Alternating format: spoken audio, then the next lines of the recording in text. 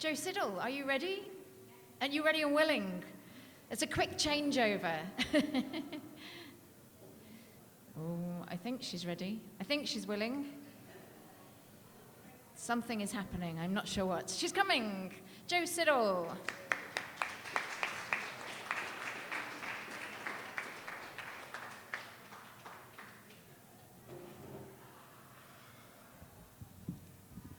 Need to move it down a bit because I'm so tiny.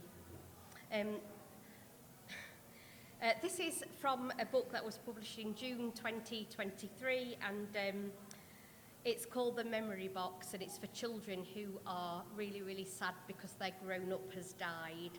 And it's dedicated to, among others, the great cloud of witnesses cheering us on, our friends in light. So it goes like this. Move it down a bit more because I am really tiny. When I remember, it makes my heart leap, the things that we did and the things that I keep. My memory box is filled with treasure, the things that are precious and gave us both pleasure. Remembering summer, ice cream and chips, the times that we laughed as a dog brought us sticks. The times we went paddling in a stream in the sun, or splashing in waves, jumping high and having fun. Collecting pebbles, seashells and sand, sandcastle building, digging holes with our hands. When bumblebees buzz and ladybirds crawl, I remember you quietly when I sit on the wall. Remember in autumn, trees changing from green, summer is gone, just like last night's dream. When the leaves fell, we collected all sizes. Conkers were found in their spiky disguises. Keeping your watch you wore on your wrist. The time gets me up and school is not missed. You liked to dance and bright colours you wore. Your favourite necklace I keep on my bear. When I fell over and hurt my knee, I'll never forget how you cuddled me. On Sundays we ran, biked or walked. I remember you listened to me as we talked. I remember you cooked and I tasted your dinner.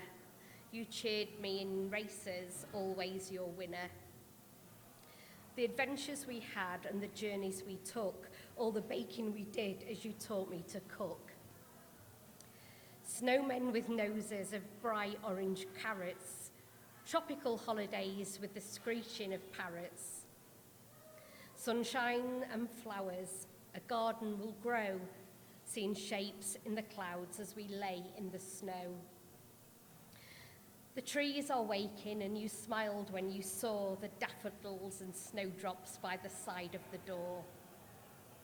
The beautiful things around me I see, that rainbow, a flower, a cat by the tree. I trace the rainbow in the springtime rain and remember the promise of your love again. When trees burst to life and everything's new, you said to me gently to remember you. When holding a hand, I remember that place where you smiled at me and as I touched your face. At bedtime you read and said, don't be scared. You left the light on and your light you have shared. You said I was clever and that I was brave, and I remember you gently when I visit your grave. Remembering is always a great thing to do, and I know that my grown-up really wants me to. Okay. Thank you very much, Joe. I believe Joe's book is available on in bookshops or on Amazon or those kind of places. Do ask her. Anne Grange, come and join us.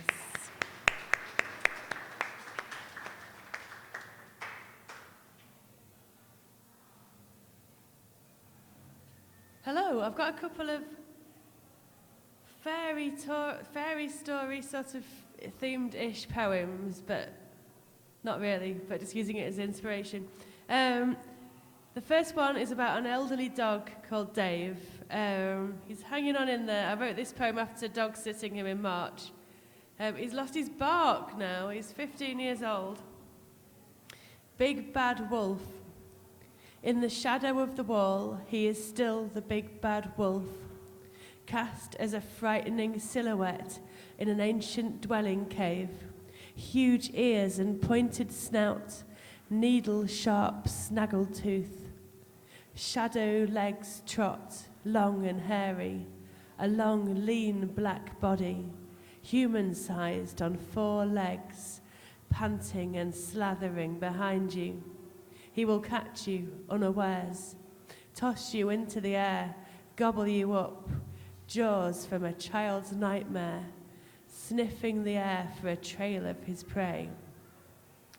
He's still the way he imagines himself, in the darkness and shadows, as he pads in the kitchen, his claws clicking on the tiles.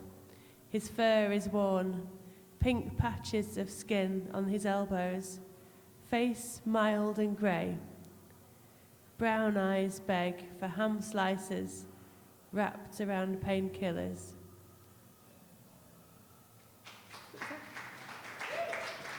Oh, hopefully this one's a bit more cheery. I realised it was really sad.